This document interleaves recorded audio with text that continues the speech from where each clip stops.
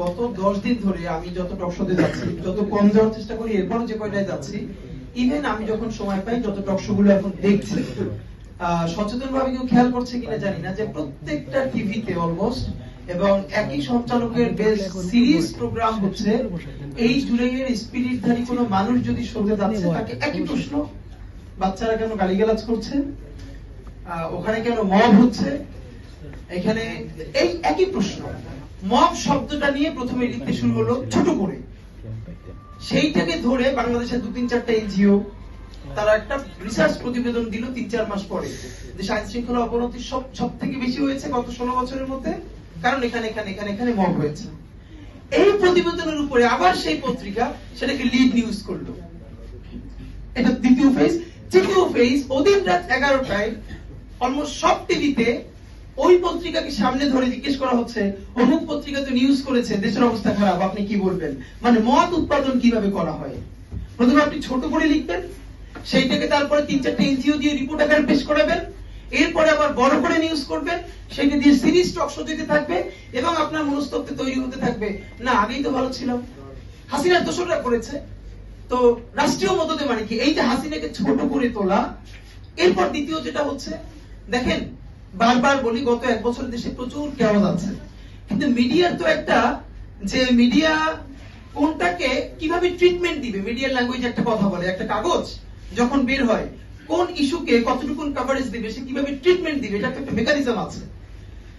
15-20টা বাচ্চা ছেলে মেয়ে কোথাও না কোথাও দাঁড়াচ্ছে, বললাম গালিগালাজি করছে, আর সেইটাকে আপনি জাতীয় ইস্যু তৈরি করে দিনের পরে দিন কি করছেন, সিরিজ চালাচ্ছেন। আমাদের বর্তমানে কিছু রাজনীতিবিদরা, নাম বলছি না, খুব অসুস্থ হয়ে যাচ্ছে। আমাকে আমাদের বিএনপির এক আপাটক সাথে বলল, তিনি লজ্জায় মরে যান, একটা মেয়ে কিভাবে এরকম একজনের বাসার সামনে বকাঝকা করতে পারে, তার মেয়ের সামনে তিনি এখনো যদি ধমক দেন, মেয়ে কান্না করে ফেলবে, আর তার মেয়ের বয়সী মেয়েরা রাস্তায় এসে তারপর এরকম গালিগালাজ করতেছে একজন বয়োবৃদ্ধ মানুষকে।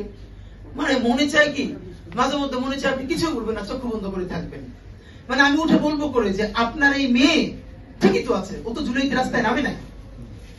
যে মেয়ে গালিগালাজ করে, ও তো জুলাইতে নামে ওর ঘর সংসার হারানোর পালা হয়েছে। মবের একাডেমিক সংখ্যা যদি ধরি, আমাকে খালেদ মহিউদ্দিন ভাই জিজ্ঞেস করবার চেষ্টা করলো একই টক শোতে, মানে মব কি মানে হইলো, মবের এখন ভালো সংখ্যা হইছে যেটা আপনার বিরুদ্ধে হবে, এই এস্টাবলিশমেন্টের বিরুদ্ধে, সেইটা হলো মব। আর যেটা আপনার শত্রুর বিরুদ্ধে হবে, ওইটা মব না, ওইটা হলো মুক্তিযুদ্ধ। কোন বাচ্চারা গালি দিচ্ছে, কাকে দিচ্ছে? যে বাচ্চার একটা চোখ নাই, ইন্টারে পড়ে, এখন সে ভর্তি হবে ভার্সিটিতে, অন্য চক্ষু কাজ করছে না, হাত নাই, পা নাই, তার মধ্যে ভীষণ ট্রমা কাজ করে। এই রাষ্ট্রের প্রধান কাজ কি ছিল? রাজনৈতিক দলগুলোর রাষ্ট্রকে বাধ্য করা, আমাদের যেই সব ছেলে মেয়েরা চোখ হারাইছে, চিরতরে অন্ধ হইছে, পঙ্গু হইছে, রক্তের সাগরের মধ্য দিয়ে হইছে, ওদেরকে দিনের পরে দিন কাউন্সিলিং করা। ওরা এখনো ট্রমাটাইজড। ওদেরকে স্কুলে, কলেজে, ইউনিভার্সিটি দিনের পরে দিন কাউন্সিলিং করা উচিত ছিল। আপনি কাউন্সিলিং করেন নাই, ওদের পুনর্বাসন করতে পারেন নাই, শহীদদের পরিবারের পুনর্বাসন করতে পারেন নাই। এখন এই ছেলে মেয়েগুলো দেখে যে এই রক্তের মধ্য দিয়া সে চিরতরে অন্ধ হইছে, পঙ্গু হইছে, এখন তার ন্যূনতম বিচারই শুরু হয় নাই, বিচার নাই, সংস্কার নাই।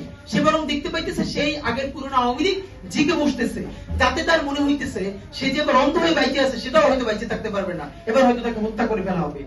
সেই রিয়েকশনে সে কাউকে গালি দিচ্ছে। এই গালিকে আপনার এত অপবিত্র মনে হয়, কিসের সাথে তুলনা দেন? গত 15 বছর, যার তুলনা একমাত্র জাহান্নামের সাথে হইতে পারে। ওনারা এমনই হইছে, ওনারা মাইনেই নিতে পারে না যে এই বাচ্চারা না থাকলে ওনারা যে এখনো জেলে থাকতো অথবা বাড়ি বাড়ি পালাইতো, এইটা ওনাদের ভুলেই গেছে 1 বছর। তো সেই বাচ্চার গালিগালাজ আপনার এত খারাপ লাগে?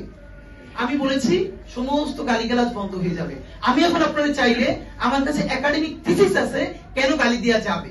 শুধু গালি দেওয়াই যাবে না, এই গালি কেন বৈধ এমনি তো বলা যাবে না, যে একাডেমিক থিসিস আছে। আমি আন্দাজে কথা বলি না, আমি একটা বিশ্ববিদ্যালয়ে পড়াই।